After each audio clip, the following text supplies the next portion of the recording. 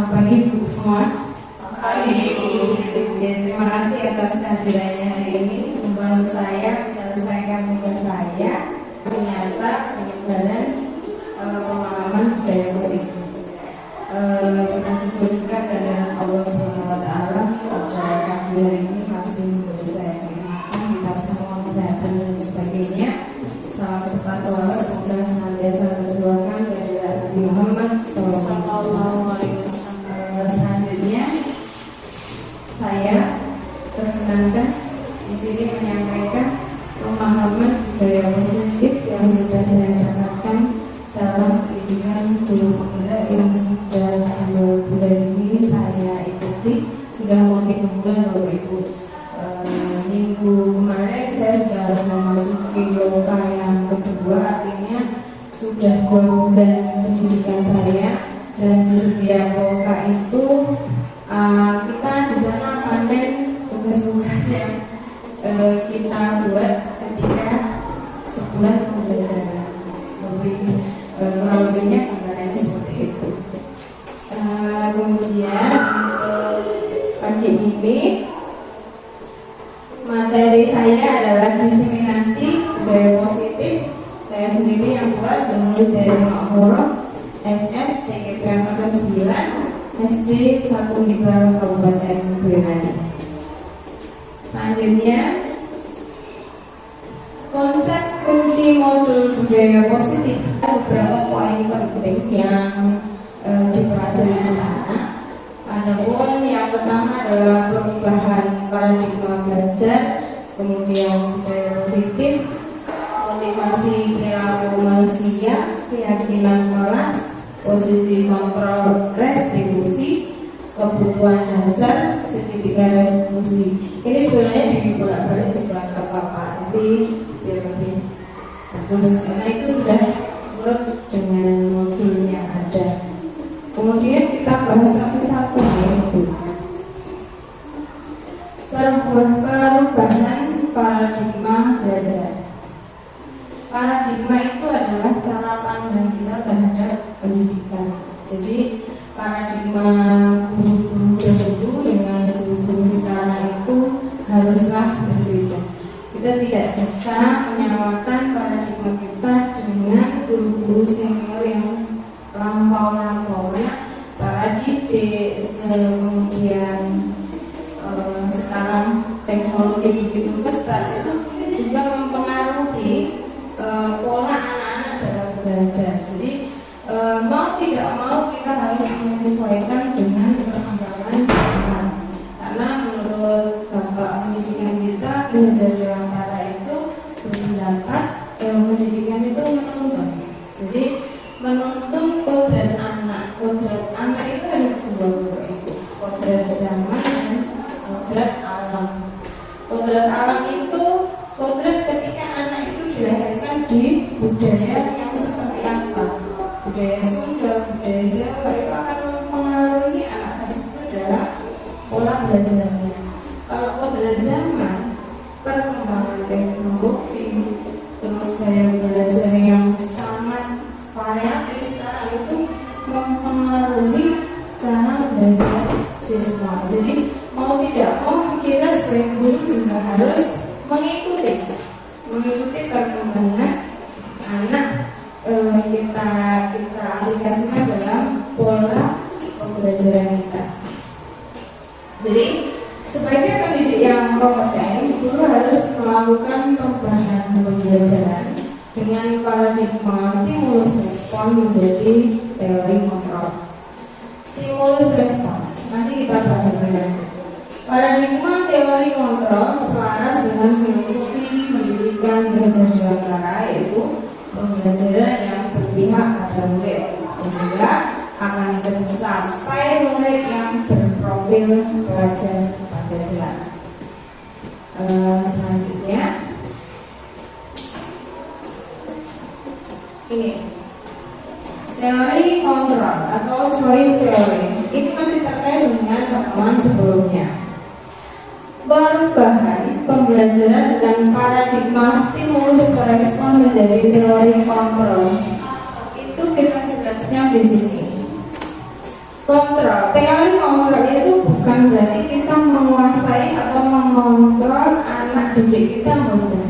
Ini miskonsepsi. Sebenarnya kontrol itu sepertinya menguasai, sepertinya mengontrol, tapi sebenarnya tidak.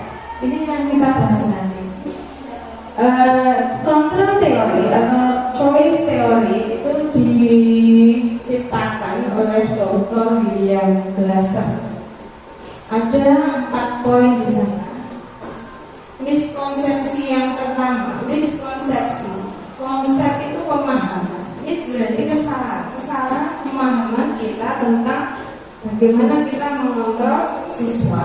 Yang pertama, ilusi guru mengontrol siswa. Ilusi, jadi itu bukan kenyataan. Kita bocah itu manut, tapi sebenarnya kita tidak membuat mereka manut. Itu hanya ilusi sebenarnya. Yang kedua, ilusi bahwa semua penguatan positif, efektif dan bermanfaat.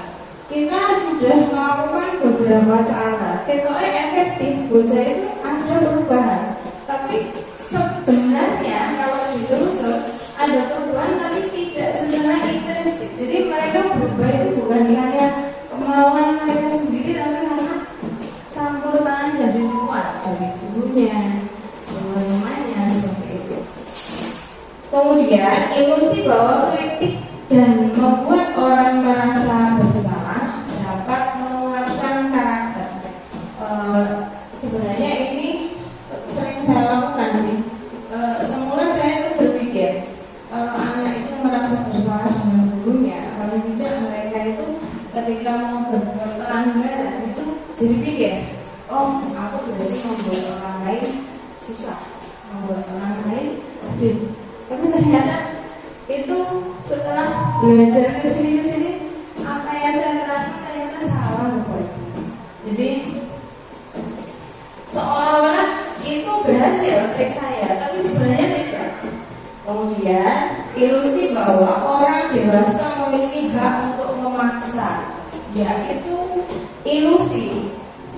Secara harfiahnya, secara kelihatannya kita memang bisa memerintah anak, mengontrol itu bisa saja, tapi sebenarnya itu hanya ilusi. Suatu saat bocah itu tidak mempan lagi dengan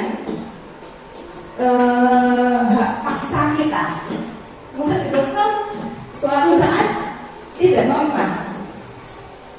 Kemudian paradigma yang kita ubah dari stimulus respon ke teori kontrol. Stimulus respon itu pendidikan yang sudah dilakukan oleh guru-guru sebelum kita. Ciri-cirinya ada ini, realitas atau kebutuhan kita itu sama. Padahal kalau dikaitkan dengan teori kontrol yang harus kita pakai sekarang ini, itu kan berbeda karena realitas atau kebutuhan kita itu berbeda. Contoh aja di kelas, anak itu kebutuhan belajarnya beda-beda. Jadi kayak misal si A, yaitu kita kalau melihat video itu dia langsung bisa, langsung paham. Tapi ada anak yang auditory mendengar, aku nggak suka lihat video. Dia lebih suka mendengarkan penjelasan dari guru atau sumber belajar yang lain. Kemudian semua orang melihat hal yang sama. Kalau di teori kontrol, setiap orang memiliki gambaran yang berbeda. Lanjut, yang ketiga, kita mencoba mengubah orang agar berpandangan sama dengan kita. Sebenarnya itu bisa dilakukan, tapi hal itu tidak akan berhasil secara berkesinambungan. Secara kedepannya tingkat keberhasilannya akan berkurang seperti itu.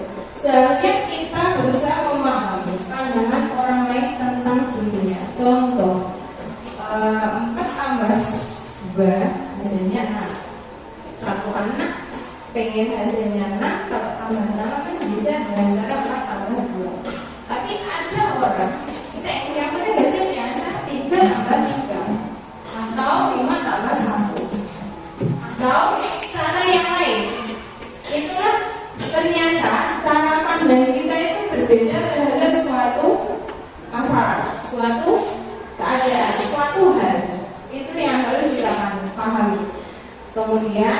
perilaku buruk dilihat sebagai suatu kesalahan.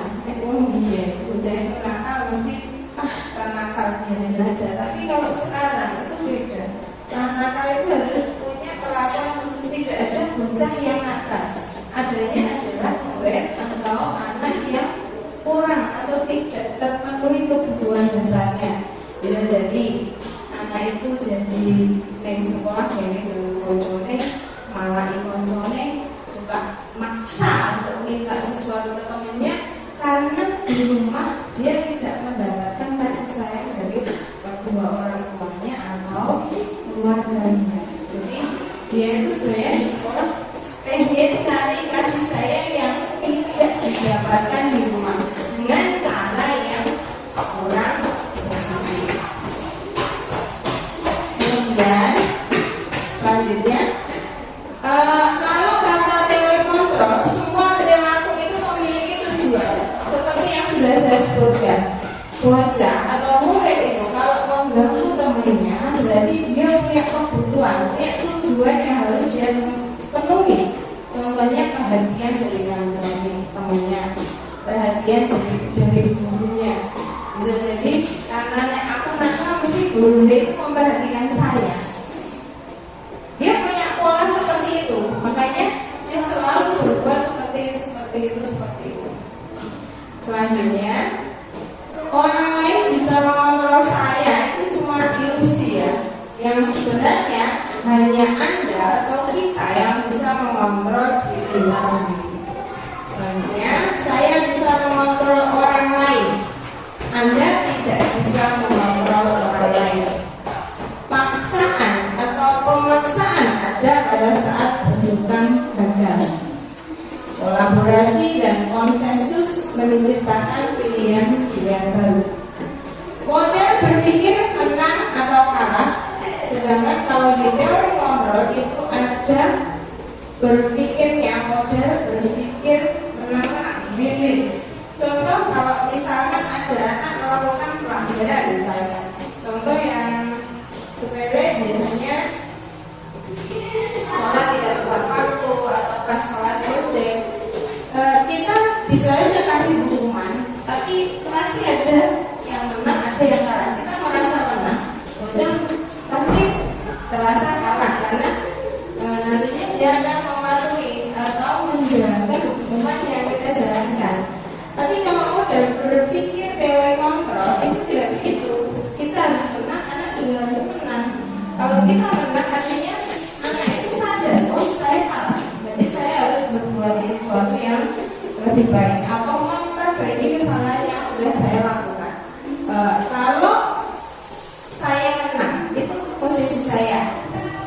Mohon maaf, tadi kan anaknya menang, anak jadi sadar, oh aku salah, aku harus memperbaiki kesalahan. Itu menang di murid karena muridnya menjadi sadar kalau dia berbuat salah dan bisa menemukan solusi.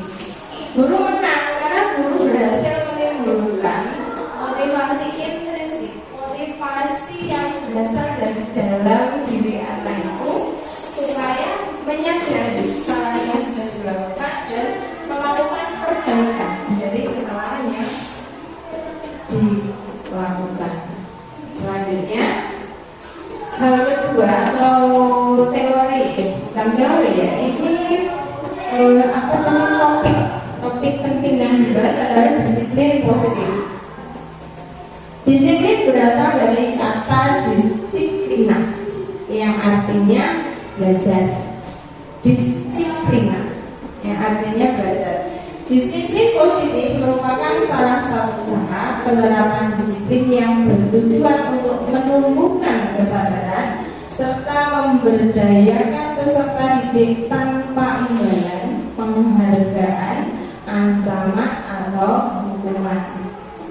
Tujuannya apa? Sebagai pendidik, tujuannya adalah menciptakan anak-anak yang memiliki disiplin diri sehingga bisa berperilaku dengan mengacu pada nilai-nilai kebajikan universal dan memiliki motivasi intrinsik, bukan ekstrinsik.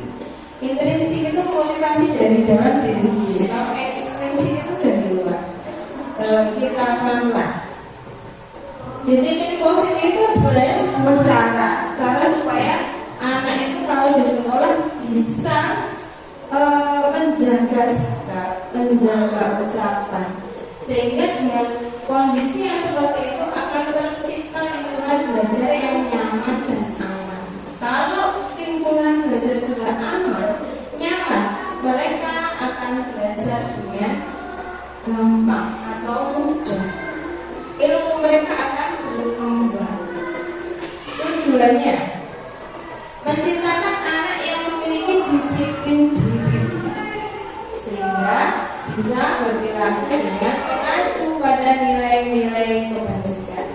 Nilai-nilai kebajikan universal itu nilai-nilai yang disepakati oleh seluruh orang, seluruh manusia. Kalau nilai itu nilai yang baik, contoh tolong menolong. Tidak ada orang yang berpendapat tolong menolong itu tidak baik. Pasti semuanya sepakat tolong menolong baik. Saling menghormati itu juga nilai kebajikan yang semua orang sepakat kalau itu nilai yang baik. Contoh seperti itu, saling menghormati, gotong royong, saling bantu, sopan santun, itu merupakan contoh dari nilai kebajikan universal. Kemudian murid atau peserta didik, bahkan setiap orang itu akan melakukan suatu hal dengan motivasi tertentu. Kalau di modul 2.1 motivasi perilaku manusia itu ada 3. 1. Untuk menghindari ketidaknyamanan.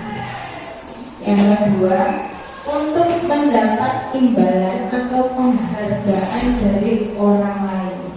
Kalau kita implementasikan sebagai guru, ikut seminar karena saya pengen dapat sertifikat, itu semuanya masih masuk motivasi eksternal. Jadi motivasi atau kemauan untuk melakukan sesuatu itu dari luar diri kita sendiri, karena ada stimulus dari luar supaya kita bisa melakukan hal tersebut.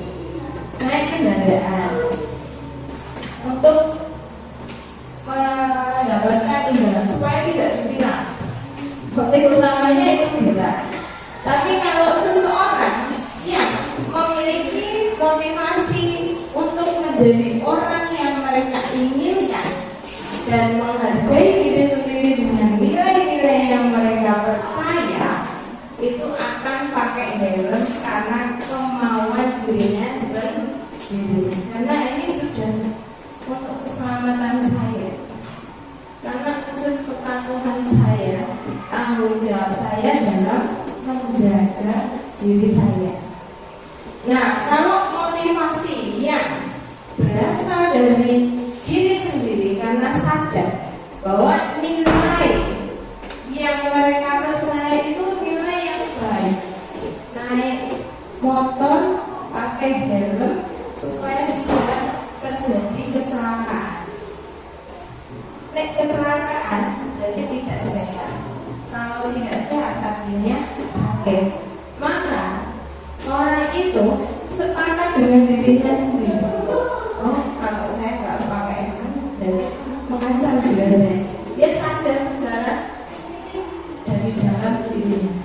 Itu masuk dalam motivasi intrinsik atau orang yang melakukan sesuatu karena percaya dengan nilai-nilai yang dia pegang.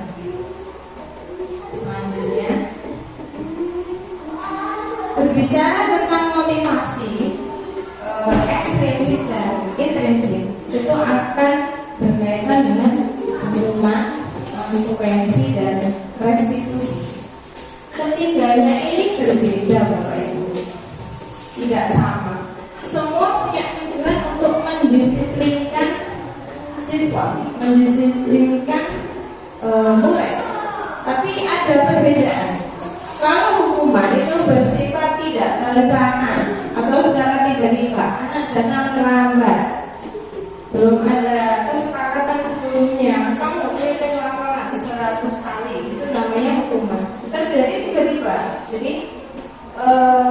ya namanya cerita tidak dipikirkan sebelumnya, kemudian anak atau murid tidak tahu apa yang terjadi, hukum maupun tidak tahu.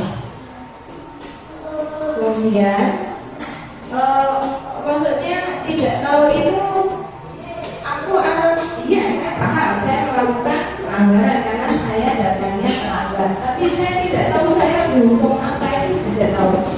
Itu yang maksudnya tidak tahu apa yang terjadi. Yang ketiga, guru yang memberi. Jadi hukuman itu sifatnya satu arah, guru yang memberi, tidak siswa. Sementara kalau konsekuensi itu sudah terencana sebelumnya. Jadi antara guru dan siswa itu punya kesepakatan. Pokoknya telat, berarti konsekuensi ini membersihkan halaman. Jadi ketika anak itu telat, dia sudah tahu aku harus sudah disepakati antara guru dan murid. Dibahas murid dan guru, menimbulkan ketidaknyamanan dalam jangka pendek. Murid itu kalau diberi hukuman pastinya dia pasti merasa sebel, tidak suka, tidak nyaman, tapi itu sifatnya sementara, jangka pendek. Saya sudah diberikan ya, belum diberikan secara terukur. Terukur itu maksudnya begini. Kalau sudah terjadi kesepakatan nanti dalam 3 kali kamu balik pulang. Itu namanya terukur. Jadi kemarin ini necklace special terukur sebanyak 3 kali, itu namanya terukur. Selanjutnya adalah restitusi. Restitusi itu menciptakan kondisi bagi murid untuk memperbaiki kesalahan. Proses kolaboratif yang mengajarkan murid untuk mencari solusi masalah mereka, membantu berpikir murid tentang orang seperti apa yang mereka inginkan, bagaimana harus memperlakukan orang lain. Nah, di sini pada restitusi itu terjadi dialog di mana guru itu menggali motivasi apa yang menyebabkan dia buat seperti ini. Guru membimbing anak yang melakukan pelanggaran untuk mencari solusi dari kekurangan atau pelanggaran yang sudah dia lakukan. Itu bedanya Bapak Ibu. Jadi dari ketiga ini yang paling dianjurkan adalah restitusi. Ya, karena anak aktif, dia jadi berpikir. Dilanjutkan, tadi sudah saya sebutkan mengenai nilai-nilai kebajikan. Nilai yang disepakati bersama lepas dari suku, bangsa, agama, maupun latar belakangnya. Orang sudah akan memahami sepakat yang namanya tolong-menolong itu baik. Jadi tidak ada tolong-menolong yang bilang tidak baik. Contohnya apa? Contoh nilai kebajikan institusi atau organisasi. Jadi organisasi, institusi itu memiliki nilai-nilai kebajikan yang mereka terapkan sendiri. Kalau kita di pendidikan itu kita mengenal yang namanya belajar profil pelajar Pancasila, beriman dan bertakwa pada Tuhan Yang Maha Esa, berakhlak mulia, berkepentingan global, gotong royong, mandiri, kritis dan kreatif dan bernalar kritis. Itu profil pelajar yang menjadi cita-cita pendidikan bangsa Indonesia. Jadi tujuan pendidikan dari SD dasar tujuannya dari membentuk seseorang menjadi manusia yang berjiwa profil pelajar Pancasila. Contoh yang lain ada di Ibu Primary Years Program. Ada di sana menyepakati nilai toleransi, rasa hormat, integritas, mandiri, menghargai, antusias, empati, dan seterusnya. Kemudian keterampilan hidup S yang dapat dipercaya, lurus hati, semangat aktif, tidak merendahkan orang lain dan memberikan yang terbaik dari diri. Selanjutnya, kebutuhan dasar. Bicara tentang manusia, setiap manusia atau individu itu pasti memiliki kebutuhan dasar.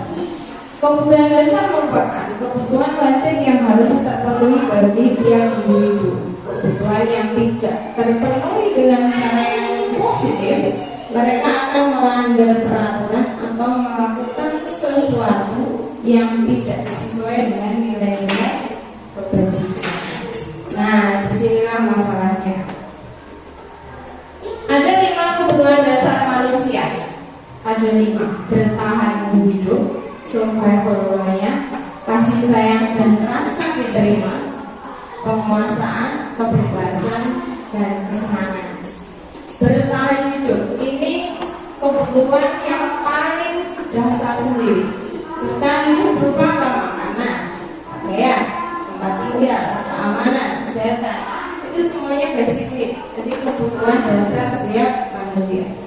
Kemudian yang kedua adalah kasih sayang dan rasa diterima. Kasih sayang itu bisa didapatkan dari keluarganya, ayah, ibu, kakak, dan sebagainya, dari teman-temannya, dari gurunya, seperti itu. Kemudian rasa diterima, jadi saya masuk ke lingkungan itu merasa nyaman, karena mereka menerima saya dengan baik, tidak terjadi pengucilan atau apa ya istilahnya, jadi dikucilkan, tidak seperti itu. Kemudian penguasaan, harga diri, keinginan untuk dianggap, memimpin, berprestasi, diakui, didengar, itu masuk kebutuhan penguasaan. Selanjutnya kebebasan, mandiri, bebas memutuskan apapun sesuai keinginan dirinya sendiri, memiliki pilihan, mencoba hal baru, mampu mengendalikan arah dirinya. Itu semua masuk ke dalam nilai kebutuhan dasar manusia. Yang terakhir ada kesenangan, bermain, humor, antusias, tertawa. Jadi nggak ada salahnya kita ada punya istilah healing itu. Setiap weekend kita pergi kemana, nggak ada masalah. Itu karena masuk dari 5 dasar kebutuhan manusia. Kita sudah bekerja semingguan, hiburannya artinya senang, melihat apa, atau hanya untuk sekedar makan bersama keluarga. Itu sudah menjadi kebutuhan kesenangan masing-masing. Dari 5 kebutuhan manusia, kita berlanjut ke posisi kontrol. Ini yang banyak kita pakai di sekolah. Ada 5 posisi. Yang pertama adalah menghukum, yang kedua membuat rasa bersalah, yang ketiga teman, keempat memantau, dan yang kelima adalah manajer. Kita buka, iya. Contoh penerapan 5 posisi kontrol guru. Ini kasusnya adalah siswa tidak memakai atribut lengkap saat upacara bendera. Kasusnya ini, kemudian ini adalah penghukum. Jadi posisi kontrol guru sebagai penghukum ketika melihat siswanya tidak memakai atribut lengkap saat upacara bendera, mesti dihukum. Hormat bendera 1 jam, berdiri di lapangan 1 jam, masuk kelas paling akhir setelah upacara. Mohon maaf, itu juga pernah saya lakukan. Jadi sebenarnya begini ya, posisi kontrol penghukum itu sangat tidak dianjurkan, tapi suatu saat kita juga perlu menggunakan posisi ini juga suatu saat, tapi sebisa mungkin ditunda. Kemudian berapa kali diubah, harus memberitahu kamu itu selalu saja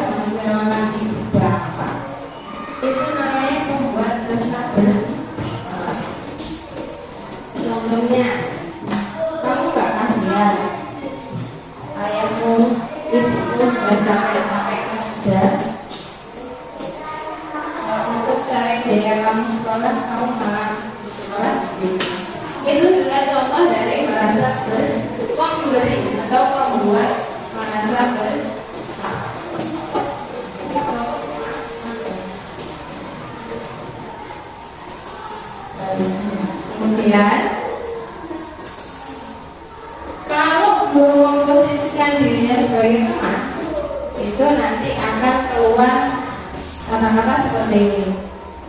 Ayo dong, ikuti aturan sekolah. Tolong bantu ibu atau bapak ya. Sekali ini aja. Atau lagi sudah tidak apa-apa. Lain kali jangan sampai berbuat kayak gini lagi ya. Itu posisi sebagai teman. Kita memposisikan diri bersama dengan murid. Kemudian posisi selanjutnya adalah pemantau. Seorang pemantau itu akan mengeluarkan kata-kata seperti ini. Kamu sudah melanggar peraturan sekolah, kamu tahu konsekuensinya. Setelah upacara kamu berikan tabunnya ke koperasi dan jangan diulang lagi. Itu pemantau. Kemudian lanjut, posisi yang terakhir dan paling dianjurkan adalah posisi manajer. Kita berdialog, kita mengorek bocah itu atau murid itu melakukan hal tersebut karena apa? Ada kebutuhan apa yang tidak terpenuhi dari anak tersebut. Kemudian kita ajak dialog. Kira-kira solusi apa yang dapat dia berikan? Dia pikir sendiri. Untuk memperbaiki kesalahannya, apa inisiatif yang harus dia ambil? Apakah kamu tahu kesalahanmu? Kira-kira bagaimana kamu memperbaiki kesalahanmu? Itu posisi manajer yang dianjurkan untuk digunakan. Nah, ini tiga pelatihan Bapak Ibu. Kira-kira bisa ditebak ya? Posisi nomor apakah aku? Saya kecewa sekali dengan kamu. Kira-kira? Ya, membuat rasa bersalah. Yang kedua, kamu tidak pernah benar melakukannya. Mantap. Selanjutnya, ayolah lakukan demi ibu ya. Ya, teman. Kemudian, kamu tidak pernah mendapat nilai jika tidak mengerjakan tugas. Apa cara untuk menyelesaikan masalah ini? Ayo sudah jelas. Selanjutnya adalah topik keyakinan kelas. Kenapa keyakinan kelas bukan peraturan kelas? Jadi dulu itu ibu bapak sebagai peraturan kelas, tapi sekarang bukan peraturan kelas, sebenarnya adalah keyakinan kelas.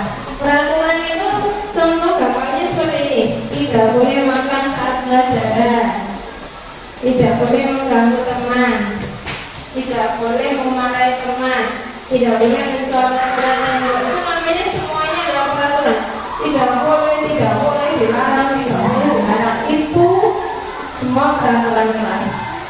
Peraturan kelas dituangkan di geser menjadi keyakinan kelas. Bedanya apa? Keyakinan itu bersifat abstrak. Abstrak artinya contoh misal, tidak boleh mencoret-coret tembok. Supaya apa? Tujuannya menjaga kebersihan. Jadi yang kita angkat sebagai keyakinan kelas itu bukan tidak boleh mencoret tembok, tapi menjaga kebersihan tembok kelas. Itu contohnya. Jadi hanya mengubah kalimatnya saja Bapak Ibu. Kalimat yang dulunya negatif diubah menjadi kalimat yang positif. Bedanya itu. Contoh lagi, sering ada anak itu suka berkelahi sama temannya. Dilarang berkelahi, dilarang menjadi dilarang menjadi. Itu kalau ditarik ke kalimat keyakinan kelas, maka bisa menjadi menjaga ketertiban atau saling menyayangi, itu juga bisa.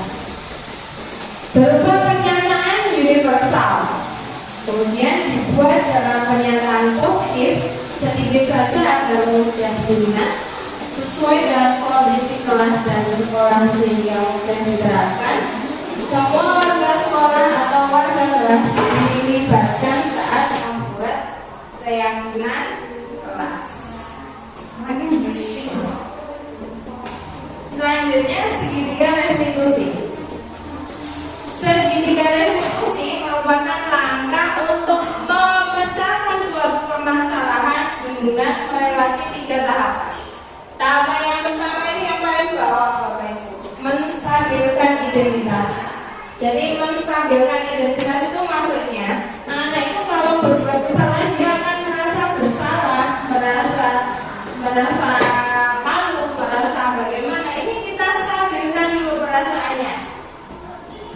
Kemudian yang kedua yang kedua adalah validasi tindakan yang salah. Setelah dia stabil, kita tanya, benar kamu tadi bolos temannya, benar kamu tadi sholat duhanya telat, benar kamu tadi mencuri uang temannya. Itu namanya validasi tindakan yang salah. Validasi artinya mencari apakah berita itu benar atau salah. Yang selanjutnya adalah menanyakan keyakinan. Kita sudah punya kesepakatan tentang keyakinan kelas, menjaga ketertiban. Apakah menjodohi teman itu menjaga ketertiban? Tidak.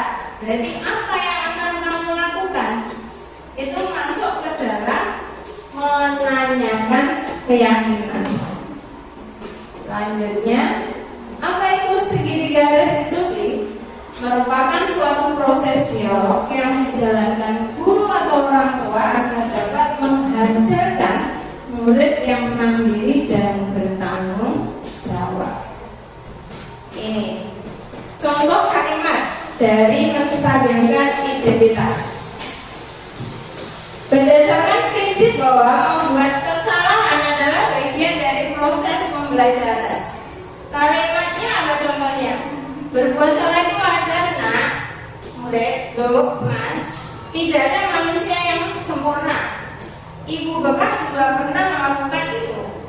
Ibu atau bapak tidak mau mencari siapa yang salah, tapi ingin mencari solusi dari permasalahan ini. Kamu berhak merasa begitu. Jadi menstabilkan identitas dengan kata-kata yang contohnya seperti ini. Contohnya seperti itu. Lanjut, validasi tindakan yang salah. Berdasar prinsip setiap perilaku berupaya memenuhi suatu kebutuhan tertentu. Kamu pasti punya alasan kenapa kamu jodoh temanmu. Pasti punya alasan. Padahal kamu bisa melakukan yang lebih buruk dari ini ya. Kamu patut bangga karena telah melindungi sesuatu yang penting buat kamu. Kamu melakukannya karena mempertahankan sesuatu yang penting. Itu contoh kalimat dari validasi tindakan. Yang terakhir, menanyakan keyakinan. Apa keyakinan kelas kita? Nilai apa yang telah disepakati bersama?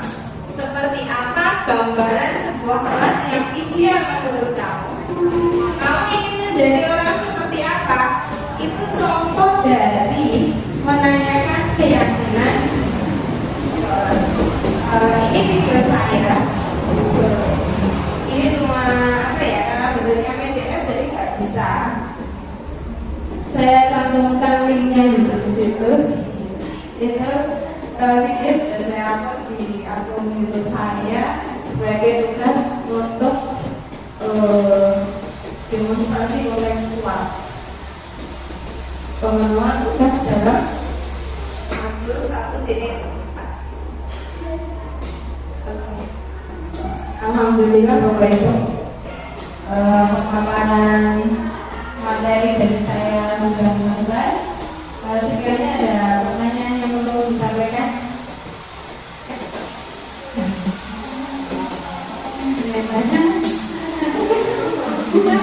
Jadi sekiranya sudah cukup jelas ya. Sudah cukup jelas. Terima kasih banyak atas semua partisipasinya. Mohon maaf kalau masih banyak kekurangan yang diskriminasi atau menyebarkan pemahaman positif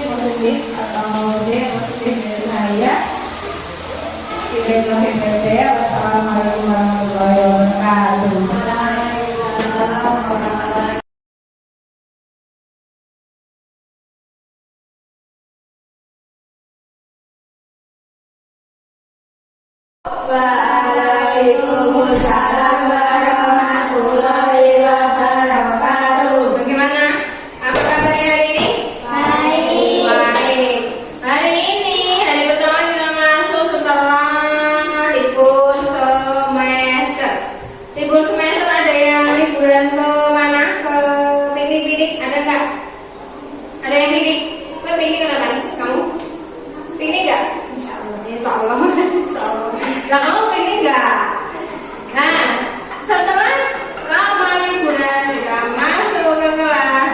Hari ini kita isi dengan pembentukan keyakinan kelas. Apa? Ya, keyakinan kelas itu adalah hal-hal kesepakatan yang harus kalian taati selama belajar di kelas atau di sekolah. Keyakinan kelas itu apa, Bu? Keyakinan kelas itu hampir mirip dengan atau sama, mirip tidak sama, mirip dengan peraturan kelas. Peraturan kelas itu loh, kamu tahu loh peraturan tidak boleh coret-coret, bejo, terus tidak boleh bertengkar, terus tidak boleh tidur di kelas. Banyak peraturan-peraturan yang bisa kalian terapkan di kelas. Tapi sekarang kita tidak menggunakan istilah peraturan. Kita pakai yang namanya keyakinan kelas. Keyakinan kelas itu hal yang kita sepakati. Jadi kau sepakat setuju, bu guru juga setuju. Hal-hal yang kita setujui bareng-bareng. Jadi kita hari ini diskusi bareng-bareng untuk membuat keyakinan kelas. Nah, supaya nanti cepat terbentuk keyakinan kelasnya, bu guru akan kasih stick note. Stick note ini nanti kalian tulisi kira-kira hal yang tidak boleh dilakukan di kelas itu apa saja. Paham? Satu orang nanti akan bu guru kasih 2 saja ya. Tulisnya ini 1 peraturan, yang sini juga 1 peraturan. Ya, paham? Paham penelitian bu guru? Paham? Nah, ini pensilnya disiapkan. Pensilnya. Nih. Yang sudah siap pensil bisa langsung ditulis. Bolpen boleh. Jadi tidak boleh apa Evan kalau di kelas. Nah, kamu boleh tulis apa saja. Ya, bicara kotor, boleh. Nulisnya bebas. Harus mengerjakan tugas dari bu guru. Ini masuk peraturan enggak? Masuk. Loh, kertasnya yang pink kurang. Seharusnya enggak pink yang bu guru kasih nih. Seharusnya hijau nih. Habis juga yang kurang. Gak apa-apa, gak harus sama kertasnya. Yang penting semua pakai sticky note. Ya, bisa langsung ditulis. Tidak boleh apa kalau di kelas. Tidak boleh apa kalau di Satu-satu. ya, 1 kertas 1. 1 kertas 1. Bisa, kamu tadi apa? Tidak boleh berkata kotor untuk kertas kuning. Nanti kertas pink juga diisi tapi beda. Ayo, paham? Ayo. Ayo. Bu guru kasih waktu 10 menit. Yuk. Banyak ya hal yang tidak boleh dilakukan di kelas. Ya. Oh, gak habis. Jadi ini kertasnya di semua yang sini. Ya. Yang sudah selesai. Siapa yang sudah? Oh, kertasnya habis teman-teman. Nanti hasilnya bisa ditempel di sini ya. Ini. Bu guru udah kasih contoh. Nih. Tidak perlu diberi nama. Yang penting ada tulisannya peraturan. Oke, bu guru tunggu sebentar.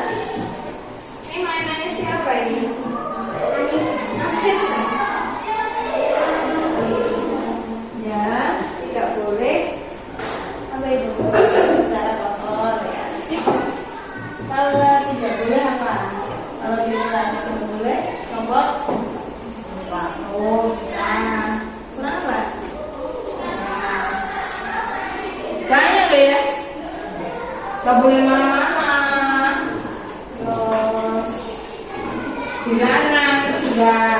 Masuk. Kalau ada tugas dari Bu Guru, harusnya dikerjakan atau tidak? Dikerjakan. Berarti bisa berbunyi harus mengerjakan tugas dari guru. Yang sudah Evan sama Ani bisa ditempel dulu. Ayo langsung ditempel. Ditempel. Aduh, ini sepatunya dikasih habis ya. Jadi kan satu yang bisa yang ini sama ini. Nah. Oke. Masih. Ayo, siapa lagi? Siapa lagi? Masih dulu. Masih digoreng. Ayo. Ini udah jadi satu. Ini satu. Nah, Kalau hijau-hijau, Bu. hijau baru hijau. Ya nanti warnanya kumpul jadi satu Mbak mix. Nah, banyak deh. Ya, sudah selesai. Siva, ada satu.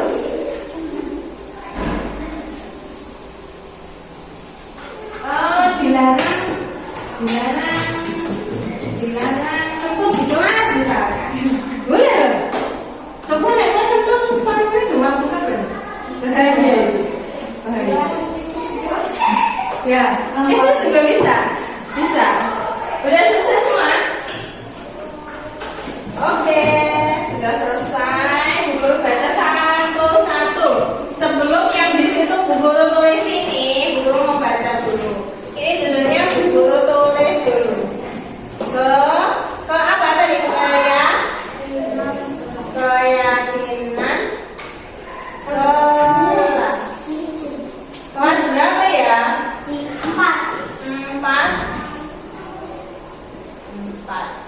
Yang pertama kita lihat. Bu Guru baca yang pink dulu. Tidak boleh tidur di kelas, tidak boleh main di kelas, mencoret-coret meja, bertengkar, tidur di kelas, tidak boleh tidur di kelas, marah-marah, coret-coret tangan, buang sampah, bertengkar, tidak boleh coret, tidak boleh bertengkar, coret-coret, bicara kotor. Nah, Bu Guru mau lihat ini. Berbicara kotor. Nah, tidak boleh berbicara kotor berarti harus bersikap bagaimana? Harus bersikap sopan. Berarti keyakinan yang pertama adalah menjaga atau bersikap apa? Bersikap sopan dan bersikap sopan santun. Nah, jadi tidak boleh berkata kotor itu. Jadi bersikap sopan santun. Sikapnya sopan santun berarti tidak hanya berkata kotor saja, tapi apa? Hormat pada guru, terus berbicara yang halus, bicaranya tidak nyentak-nyentak, itu semuanya masuk kepada apa? Bersikap sopan. Ini banyak yang nulis tidak mencoret-coret tembok. Kalau tembok itu tidak boleh dicoret-coret, tujuannya untuk menjaga. Iya, berarti peraturan keyakinan kelas kita yang kedua adalah menjaga kebersihan. Oh, ada yang telepon, Bu. Gak apa-apa, Kak, biarin aja. Menjaga kebersihan kelas. Kebersihan itu tidak hanya coret-coret loh ya. Kebersihan itu semuanya. Berarti kudu nyapu kelas. Kalau lantainya kotor dipel, itu juga termasuk menjaga kebersihan kelas. Yang ketiga, nah ini tidak boleh berteman, tidak boleh marah-marah. Artinya nggak boleh marah-marah, terus tidak boleh apa namanya di sana tadi.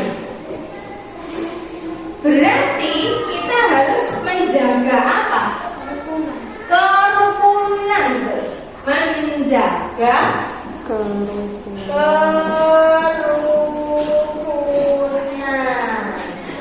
Jadi kalau menjaga kerukunan itu tidak hanya bertengkar saja, tapi berkelahi, jotos-jotosan, jiwit-jiwitan, itu jorak-jorakan, jorak-jorakan apa? Mengucilkan teman, menurut nggak boleh. Itu masuk hal yang harus ini masuk di sini, menjaga kerukunan. Nah, ini ada yang tulis tidak boleh tidur di kelas. Berarti nek kamu di kelas itu tidak boleh tidur, tidak boleh ngobrol karo temennya saat guru menjelaskan, terus tidak boleh dolanan dewe. Itu namanya berarti apa? Memperhatikan pelajaran. Jadi saat bu guru menyampaikan di kelas ini kalian harus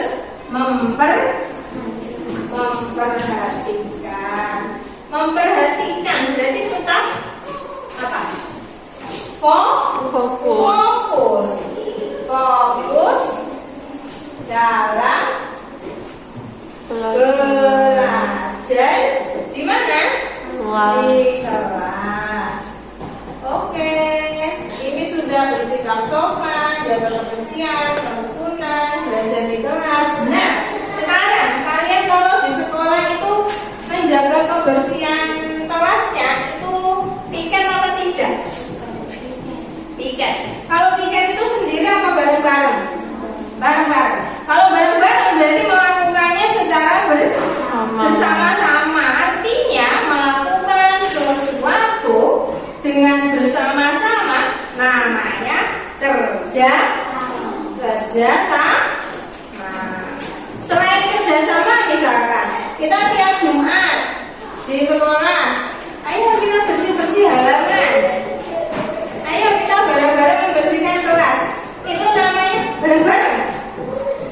Oh, Nana ambil tempat sampah, oh Siva ambil sapu, oh Adit buangi ranting-ranting, buangi sampahnya yang ada di kelas. Itu namanya bentuk gotong. Iya, gotong royong. Kita punya dua berarti. Yang kelima tadi kerja sama. Terus yang keenam apa? Gotong royong. Alhamdulillah. Kiranya ini perlu ditambahin enggak? Sudah cukup? Oke, kalau sudah cukup, kita punya keyakinan kelas 1 sampai 6. Kalau sudah terbentuk seperti ini, artinya seluruh warga kelas, Evan, Adit, Levina, Siva, Angel, Naila, terus Diana, semua wajib mematuhi keyakinan kelas.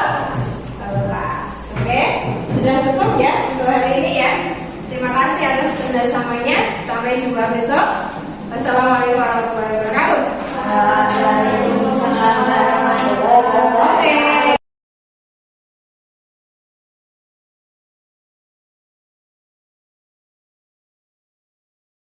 Gini, Bu Nurul tadi dengar laporan dari Jovan. Katanya kamu tadi marah-marah ke Jovan, bercanda tapi akhirnya jadi marah-marah, terus kamu matain pensilnya Jovan. Iya kan enggak? Iya. Tadi kenapa kok kamu marah-marah ke Jovan? Kamu matain pensilnya Jovan. Matain pensilnya Jovan. Kamu diapain tuh? Diarahin atau gimana? Kamu dikata-katain, terus kamu nggak terima, terus kamu matain pensilnya Jovan. Boleh sih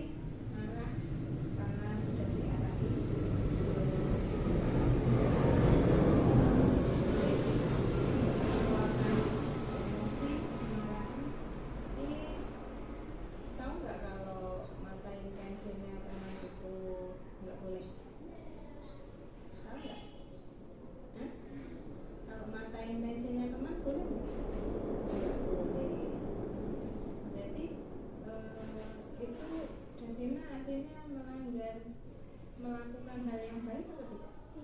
Tidak baik. Kalau hal tidak baik berarti besok mau memperbaiki nggak? Mau memperbaiki nggak? Iya. Berarti Davina harus bagaimana? Soal pensilnya coba. Minta maaf. Minta maaf. Terus kalau minta maaf pensilnya pulpennya Jovan kembali nggak? Kembali. Mas kembali kan udah patah. Berarti Davina harus bagaimana? Iya, menukar, mengganti pensilnya Jovan. Ya, Bu Guru nggak nyalain Davina. Yang penting Davina udah tahu kalau matain pensilnya teman itu tidak boleh, pintar. Berarti besok Davina harus bagaimana soal pensilnya Jovan? Meminta maaf terus apa lagi? Siap mengganti, menukar. Sudah tahu kan berarti besok harus ngapain? Iya, terima kasih. Kamu ditanyain dulu rasanya gimana? Senang apa takut? Takut nggak apa-apa. Tapi setelah tahu ditanyai, aku salah apa, terus aku harus bagaimana? Sekarang perasaannya gimana? Sedih apa, takut apa, senang apa, bagaimana? Masih takut? Takut sama Nurul? Oh iya, apa-apa. Sekarang Davina kembali ke kelas, belajar lagi. Terima kasih Davina sudah mau diajak ke ngobrol ya. Iya, kasih. Jangan pergi dulu. Kita lihat videonya.